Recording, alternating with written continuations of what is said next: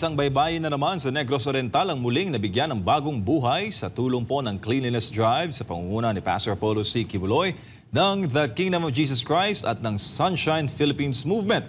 Ang matagal ng hamon sa polusyon, natuldukan na sa pamamagitan po ng inisyatibo ng butihing pastor. Ang buong detalye ng balita mula kay Casey Estoconing. Ang baybaying ito ng mag-abo sa Amlan, Negros Oriental na matatagpuan malapit sa residential area at paaralan ay matagal ng biktima ng polusyon.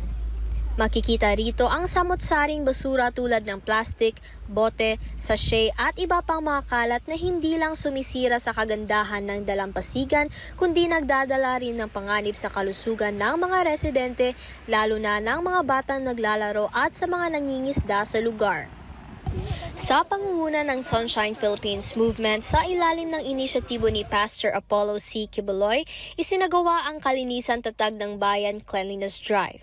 Nagtulungan ang higit sa 80 volunteers mula sa iba't ibang sektor para alisin ang sako-sakong basura sa dalampasigan. Usa po ni sa makahatag og kining basura. Samok.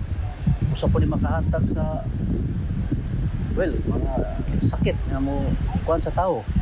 So, importante jud kay ni sa katilingban nga ma-preserve jud ang kapsay sa imong palibot, ma-preserve ang kalimpyo para dili lang kami diri ang bulahan ng mga lumalabay.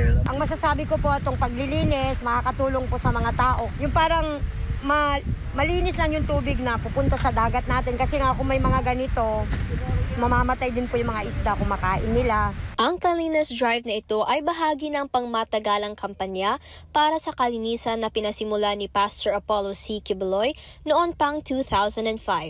Bukod sa pagtatanggal ng basura, isinabay rin ang pagbibigay ng edukasyon sa mga residente ukol sa tamang waste management upang mapanatili ang kalinisan ng lugar.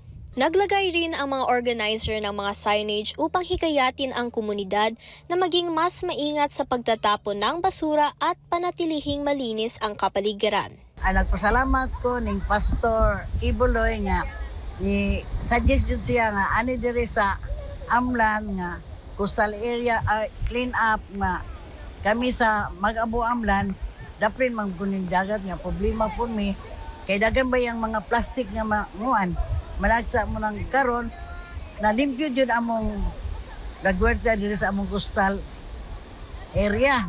Kining gibuhat sa grupo sa ni Pastor Quiboloy, dako kayo impact ni sa amo ang barangay kay para sa kayuhan sa tanan. So kami nagkasama dako kaninyo sa grupo ni Pastor na inyong gipahigayon nga coordination para sa maong aktibidad. O kabayan ni Pastor Quiboloy kay siya man di ay ang inong gamugna ining pag clean up drive. Well, ako'y kaminsahin niya nga sa iyang mga panghitabo sa iyang kinabuhi, natural ramon kinang kinabuhi nga adunay mga pagsulay. Hinaot ni nga malampasan niya yung mga pagsubok sa buhay niya sa bilang isang pastor at saka mapanatili niya o pagpatuloy niya yung anong adikain niya sa kanyang buhay para sa ikabubuti sa iyang mga tauhan at sa buong Pilipinas yung mga lahat na nanindira dito sa Pilipinas. Sa pamamagitan ng sama-samang pagkilos ng mga voluntaryo at suporta ng butihing pastor, hindi lamang nalinis ang dalampasigan. Nabigyan din ito ng bagong pag-asa ang komunidad para sa mas ligtas at maayos na kapaligiran. Kalinisan Tatag ng Bayan! Thank you, Pastor Apollo C. Quiboloy!